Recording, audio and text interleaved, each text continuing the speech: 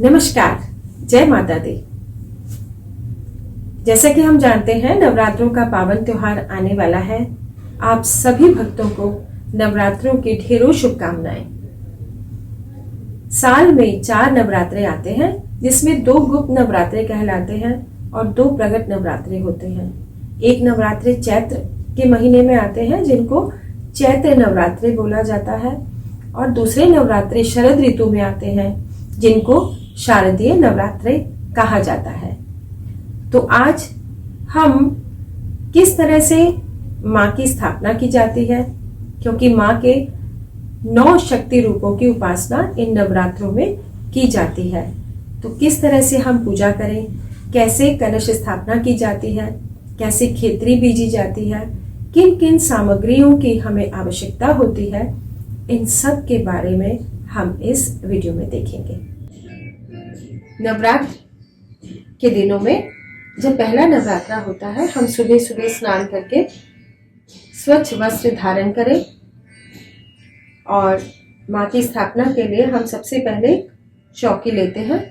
चौकी पर एक लाल कपड़ा बिछा लेते हैं। उसके बाद हम माँ की प्रतिमा को स्थापित करते हैं।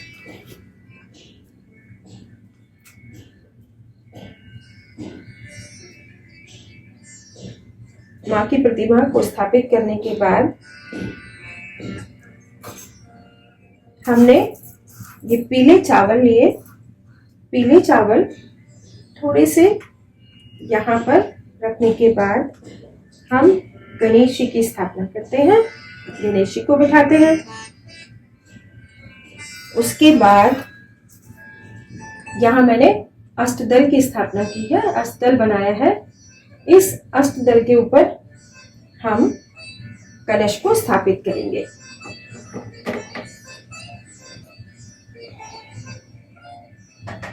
अब इस कलश में हमने जल भरा और जल में गंगा जल डाला। ये डाला गंगा जल। गंगा जल के बाद हम इसमें लौंग, इलायची डालेंगे। एक सुपारी डालें, दूर्वा, हल्दी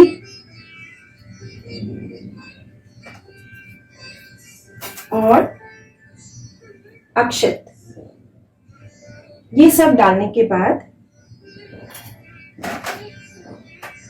हम आम के पत्ते, 5 आम के पत्ते इसके ऊपर सुसज्जित कर देंगे। कलश को सुसज्जित करेंगे हम अपने 5 आम के पत्तों के साथ। नारियल के ऊपर हम नारियल को लाल कपड़े से लपेट देंगे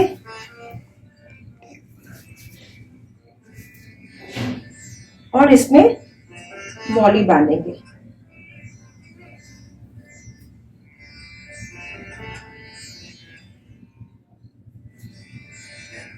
मौली बांधने के बाद हम इस कलश को, जहां से वो शाखा से लटकता है, उसका फेस ऊपर रखने के बाद हम कलश के ऊपर इस नारियल की स्थापना कर देते हैं।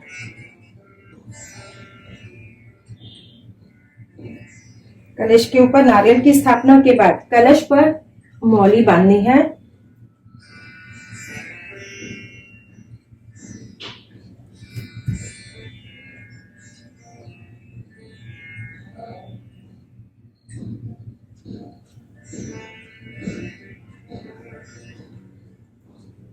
कलश पर हम स्वास्तिक का चिन्ह बनाएंगे। पूजा शुरू करने से पहले हमें सब जगह जल का छिड़काव करना है। गंगा जल का छिड़काव कर दीजिए। अपने ऊपर भी हमें छिड़काव करना है। 3 बार आचमन,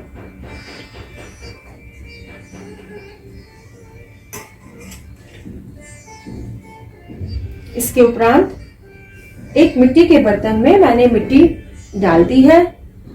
मिट्टी रेतीली हो तो ज्यादा अच्छा है, क्योंकि इसमें हमने जौ को बीजना है।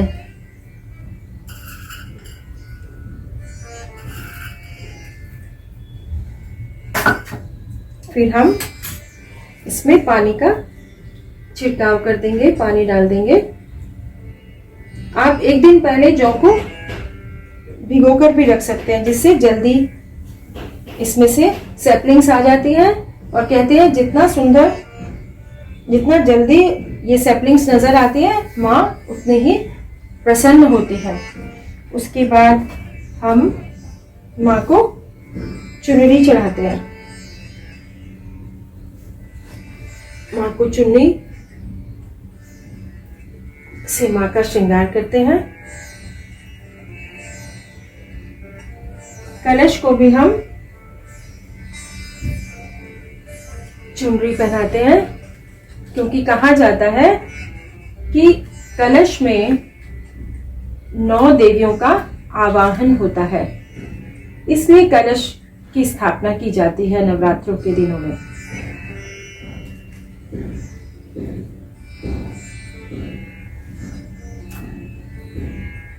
माँ को तिलक, जिस तरह से भी माँ का आपने श्रृंगार करना है आप कर सकते हैं। कलश को भी हम तिलक करेंगे। खेतरी में भी तिलक करते हैं। फिर आप अपने मस्तक पर तिलक लगाएं। परिवारजन जो भी घर में आपके पास है, आप उनको भी तिलक लगा सकते हैं। अक्षत,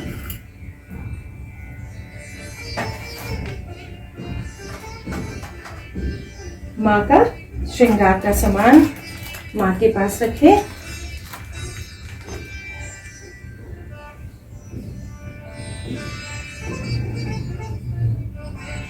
अब हम पूजा करने की तैयारी करते हैं। नीचे अक्षत बिछाने के बाद ही हम दीपक भी रखते हैं। माँ के श्रृंगार के बाद हम माँ को माला चढ़ाते हैं। कलश को भी माला चढ़ाया। उसके बाद हम दीपक जलाते हैं।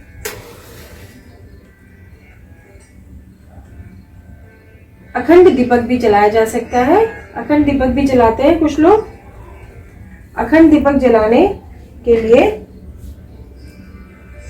आपको 1.25 हाथ लंबी बत्ती बनानी पड़ती है, जिससे अखंड दीपक जलता है 9 दिन तक। और दीपक को हिलाना नहीं है, ना कलश को हिलाना होता है 9 दिन, ना दीपक को हिलाना है। उसके बाद माँ को ड्राई फ्रूट्स और तांबूल बहुत प्रिय है, इनका भोग लगाया जाता है।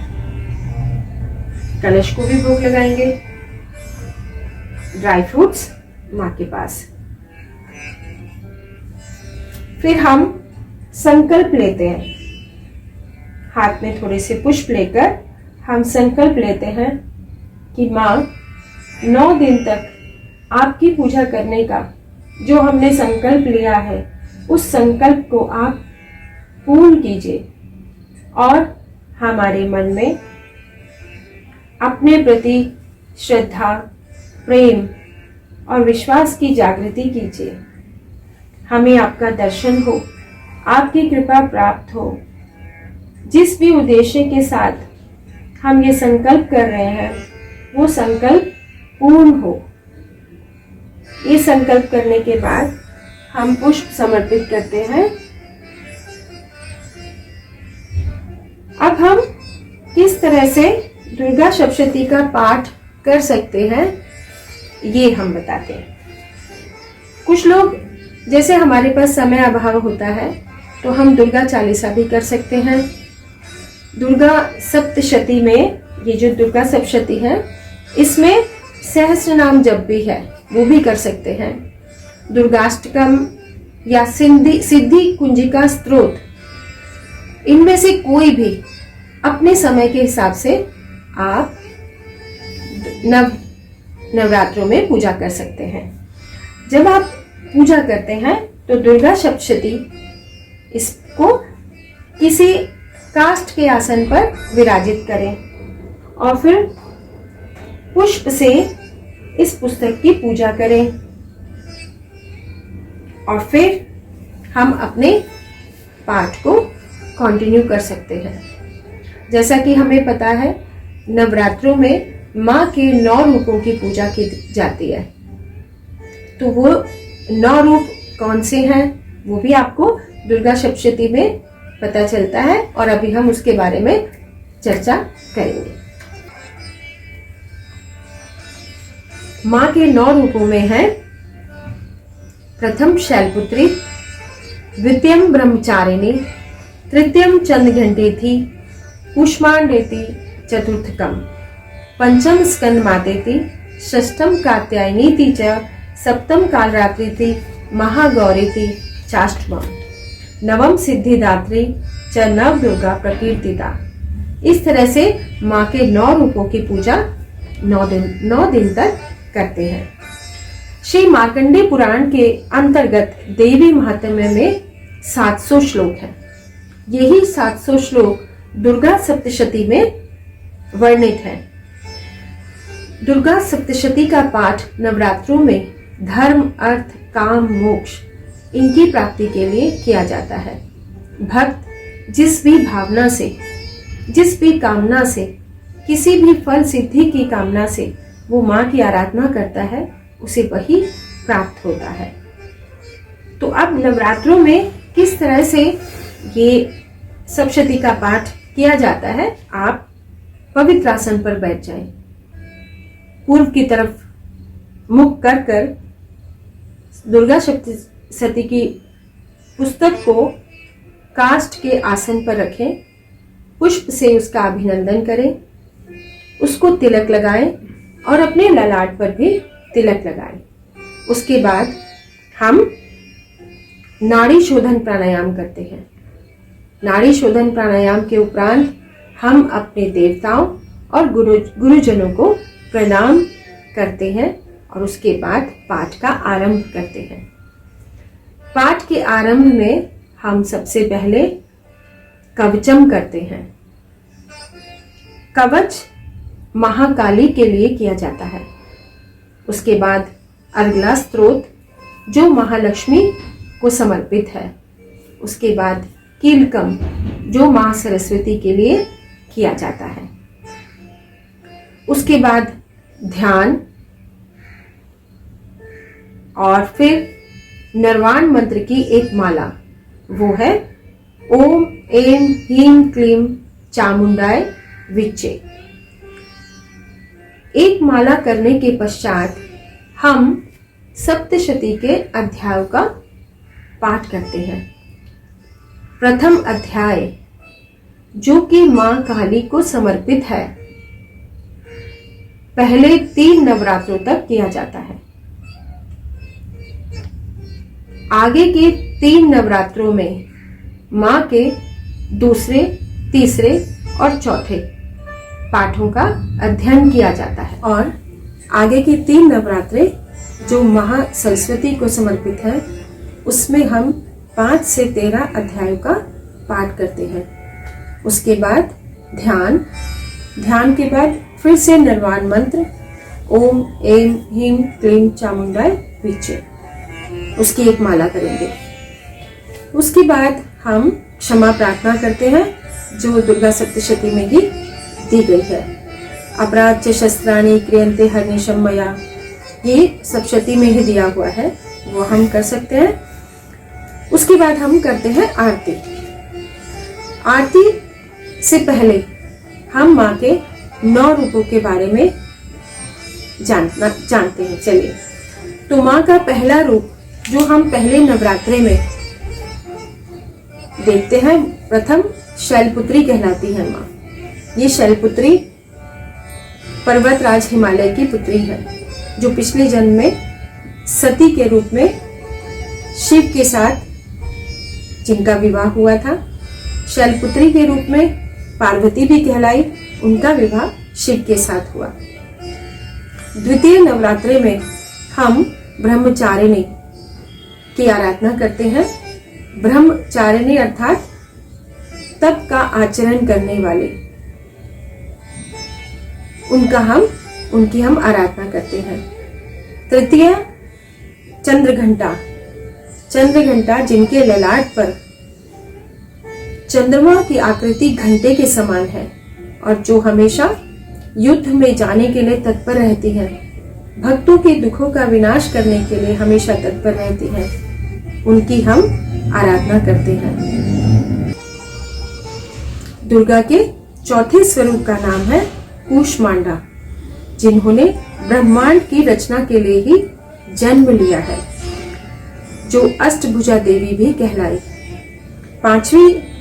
पांचवी स्वरूप को, जो पांचवें नवरात्रि में हम माँ दुर्गा के स्वरूप की आराधना करते हैं, उन्हें स्कंद माता कहते हैं, जो कार्तिकेय की माता कहलाई, जिनकी आराधना करने से कार्तिकेय की आराधना स्वयं ही हो जाती है।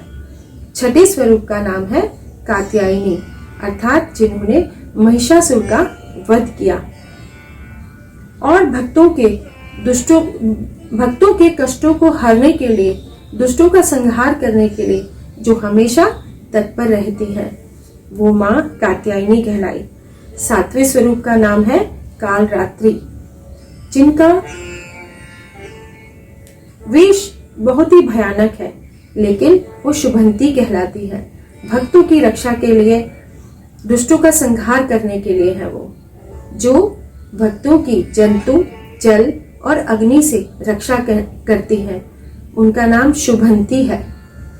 उन माँ की पूजा हम 7वें नवरात्रों में करते हैं। माँ के 8वें स्वरूप का नाम है महागौरी। कहते हैं जब माँ काली बहुत ही क्रोध में दुष्टों का संहार करने के लिए निकली, तो प्रभु ने उनको स्पर्श करते ही महागौरी के रूप में परिवर्तित कर दिया, वही माँ गौरी कहलाई। और हमारे 9वें नवरात्रे में माँ सिद्धिदात्री की पूजा की जाती है। इन माँ सिद्धिदात्री के कारण ही भगवान शिव अर्धनारीश्वर कहलाए। इस प्रकार 9 नवरात्रों में माँ के 9 स्वरूपों की आराधना होती है। नवरात्रों में नित्य होम का भी विधान है। हम हर रोज भी हवन कर सकते हैं, जिसमें हम गाय का उपला और उसके ऊपर कपूर, लौंग का जोड़ा और घी की आहुति के साथ मंत्र उच्चारण करें, जैसे कि आपने ओम एम ह्रीम क्लीम चामुंडाई विचे 11 बार या 21 बार इस मंत्र के उच्चारण के साथ आप हवन कर सकते हैं हर रोज 9 दिन तक। अदरवाइज आपकी कुल की रीति के अनुसार अगर आप अष्टमी मनाते हैं तो अष्टमी के दिन पूर्ण आहुति दी जा सकती है या उस दिन भी हवन किया जा सकता है। अगर आप नवमी मनाते हैं तो नवमी वाले दिन भी आप हवन को कर सकते हैं। उसमें 11 बार, 21 बार, 51 बार, जितनी बार आपकी इच्छा हो, 108 बार इस मंत्र की आहुति के साथ इस हवन को संपन्न किया जाता है। कन्या पूजन भी करते हैं। अगर आपके यहाँ अष्टमी मनाते हैं तो पाठ संपन्न होने के बाद हवन में आहुति के बाद हम कन्याओं को बुलाते हैं। 9 कन्याओं के साथ कुछ लोग एक लड़के को भी बुलाते हैं। कहा जाता है कि शुभ माना जाता है उसको भी। तो आप अष्टमी या नवमी जैसे भी आप मनाते हैं तो आप उसमें आप 9 कन्याओं का पूजन करें। इस तरह से हम अपने नवरात्रों की पूर्णाहुति होती है। क्षमा प्रार्थना हर बार, जो भी हमसे त्रुटियां हो जाए उसके लिए बार बार माँ से क्षमा प्रार्थना करते हैं। इसके बाद करते हैं हम आरती। तो चलिए, आरती के बाद आरती पर 3 बार जल को बांधकर सबको आरती देकर परिवारजनों को आरती दी जाती है।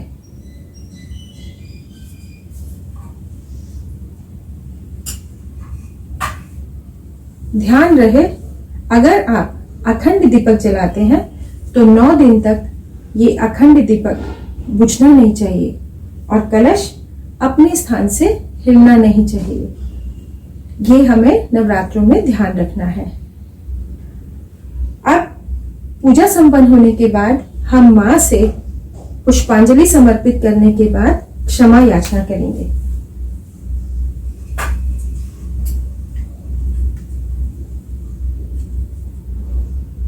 हे मां, हमसे कोई त्रुटि हो पूजा में तो आप क्षमा कीजिए।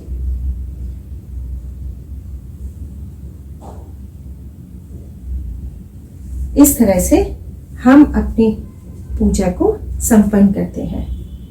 धन्यवाद। जय माता दी।